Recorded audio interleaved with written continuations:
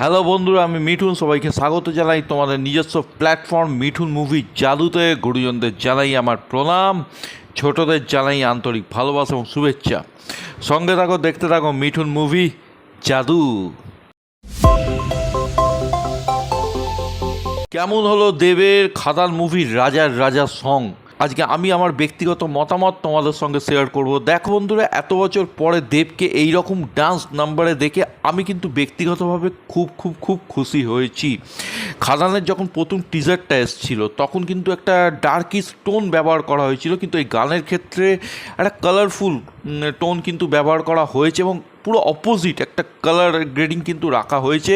এবং দেবকে ব্যক্তিগতভাবে আমার ভীষণ ভালো লেগেছে এই গানের মধ্যে। সুতরাং দেব অরিজিতের গলায়, স্যাভিদার মিউজিকে কিন্তু গানটা কিন্তু আমার একটা ডিসেন্ট সং লেগেছে।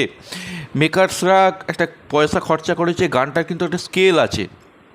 কিন্তু এই গানটার ক্ষেত্রে কিছু জিনিস আমার প্রবলেমেটিক বলে মনে হয়েছে। প্রথমত বলে রাখি, দেবের যদি আগের গানগুলো আমি শুনি, 2013, 2014 পাগলু ডান্স বলি বা খোকা 420 খোকাবাবুর যে গানগুলো, সেখানে যে ডান্স নাম্বারগুলো ছিল, সেখানে দেবের যে ডান্স স্টেপ, সেখানে দেবের যে বডি ফিটনেস, সেটা কোথাও গিয়ে এই গানের ক্ষেত্রে আমার একটু কমতি বলে মনে হয়েছে।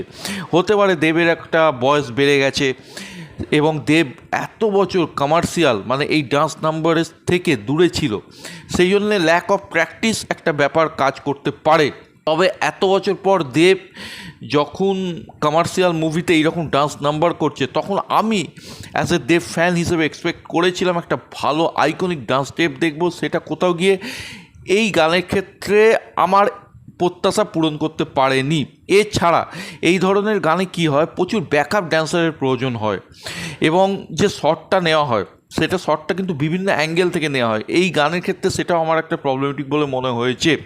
আমি যদি খোকা 420-এর গানটা দেখি, সেইখানে একটা সেলিব্রেশন সং আছে, সেখানে কিন্তু প্রচুর ব্যাকআপ ড্যান্সার আছে এবং সেখানে যে শটগুলো, সেগুলো কিন্তু প্রচুর জায়গা থেকে নেওয়া হয়েছে, ওয়াইড অ্যাঙ্গেল শট আছে। এই গানের ক্ষেত্রে কিন্তু একটা দিক থেকেই কিন্তু নেওয়া হয়, মানে শটটা নেওয়া হয়েছে, মানে ওপর থেকে নিচে নামছে।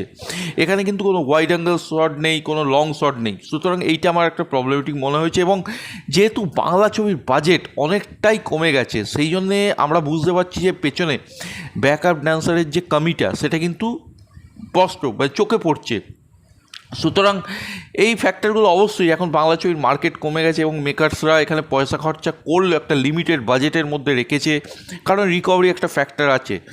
তো এই জিনিসগুলো কিন্তু জাস্ট মানে আমাকে কিছুটা হলেও একটা মানে প্রত্যাশা পূরণ করতে ব্যর্থ হয়েছে বলে আমি মনে করছি। তবে ওভারঅল দেবের যে চেষ্টা, দেব যে প্রচুর পরিশ্রম করেছে, সেটা কিন্তু অন স্ক্রিন পুরো ক্লিয়ারলি ভিজিবল হচ্ছে বন্ধুরা। এছাড়া যদি বলি, এই গানের মধ্যে দুটো ওয়ার্ডিং আছে, মহাদেবের ভক্ত আমি, রাজার রাজা এসছে, এই ওয়ার্ডগুলো আমাকে প্রচণ্ডভাবে নাড়িয়ে দিয়েছে। ওভারঅল একটা ডিসেন্ট সং।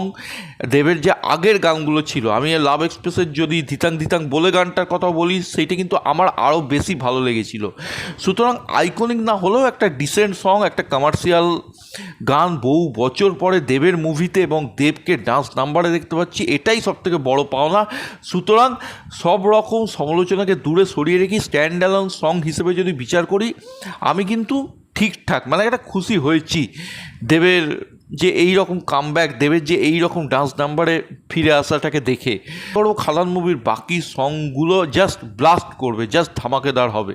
এই ছিল এই রাজার রাজা গানটা নিয়ে আমার ব্যক্তিগত মতামত। তোমাদের গানটা কেমন লেগেছে, কতটা তোমরা এনজয় করেছো, আমাকে জাস্ট কমেন্টের মাধ্যমে জানাও। আমার ভিডিও সম্বন্ধে নিজের মতামত জানাতে ভুলো না। যদি ভিডিওটা ভালো লাগে, ভিডিওটাকে লাইক করো, শেয়ার করো। চ্যানেল বা ভিডিও নতুন হলে অবশ্যই সাবস্ক্রাইব করো এবং ফার্দার নোটিফিকেশনের জন্য বেল আইকনটা কিন্তু ক্লিক করতে ভুলো না। সকলে ভালো থেকো, সুস্থ থেকো, টেক কেয়ার, বাই বাই।